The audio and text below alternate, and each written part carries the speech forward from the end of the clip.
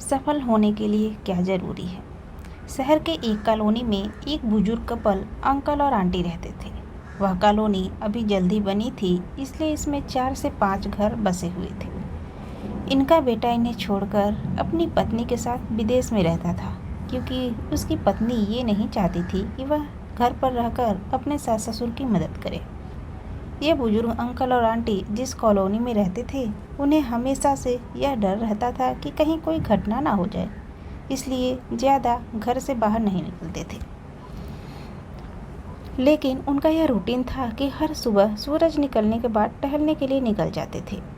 एक दिन दोनों रोज की तरह ही सुबह को टहलने निकले थे। उन्होंने देखा कि एक लड़का तेजी से साइकिल चलाता हुआ जा रहा है और उस साइकिल के पीछे एक फावड़ा बंधा हुआ था, लेकिन उन्होंने ज़्यादा ध्यान नहीं दिया और चले गए। दूसरे दिन उसी समय फिर से वह लड़का दिखा और उसी तरह तेजी से साइकिल चलाता जा रहा था।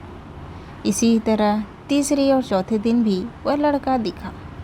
5वें दिन आंटी जी ने अंकल जी से पूछा कि ये लड़का हर रोज़ सुबह इसी समय तेज़ी से साइकिल चलाते हुए जाता है। मुझे लगता है कि कुछ गड़बड़ है। कहीं ये लड़का कोई गलत काम करने तो नहीं जा रहा है। लेकिन अंकल जी ने मना कर दिया कि जा रहा होगा कहीं, हमसे क्या। परंतु आंटी जी बोली, हमको देखना चाहिए कि हमारे कॉलोनी में कोई गड़बड़ तो नहीं। अंकल जी बोले, ठीक है, अगले दिन हम इस लड़के का पीछा करेंगे और देखेंगे कि ये जा कहाँ रहा है। अगले दिन सुबह को फिर वो लड़का तेज़ी से साइकिल चलाता हुआ निकला। उनके पीछे अंकल और आंटी जी भी गए। उन्होंने देखा कि थोड़ी दूर जाने के बाद वह लड़का एक पेड़ के पास साइकिल खड़ी कर दी और उसी पेड़ के पास थोड़ी सी खाली ज़मीन पड़ी थी, उसे वो खोदने लगा।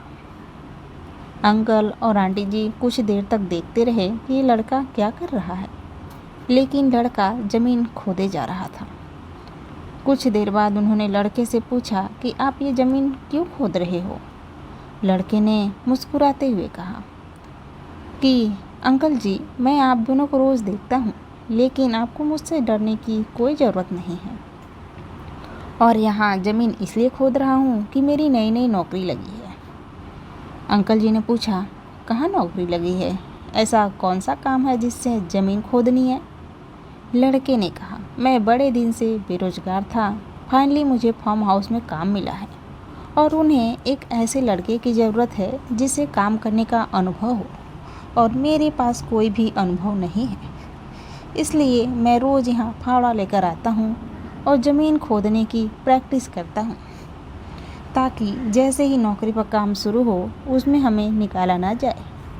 इसलिए रोज़ाना मेहनत कर रहा हूँ, कोशिश कर रहा हूँ। उस लड़के की बात सुनने के बाद अंकल और आंटी जी ने लड़के को आशीर्वाद दिया और बोला, बहुत ही बढ़िया बात है, प्रयास ही ज़िंदगी में सब कुछ है। यह छोटी सी कहानी ज़िंदगी में बहुत बड़ी बात सिखाती है कि अगर हमें सफल होना है तो सफलता के लिए सबसे ज़रूरी चीज़ है कि हमें लगातार मेहनत, कोशिश और प्रयास करनी होगी, तभी हम जीवन में सफल होंगे।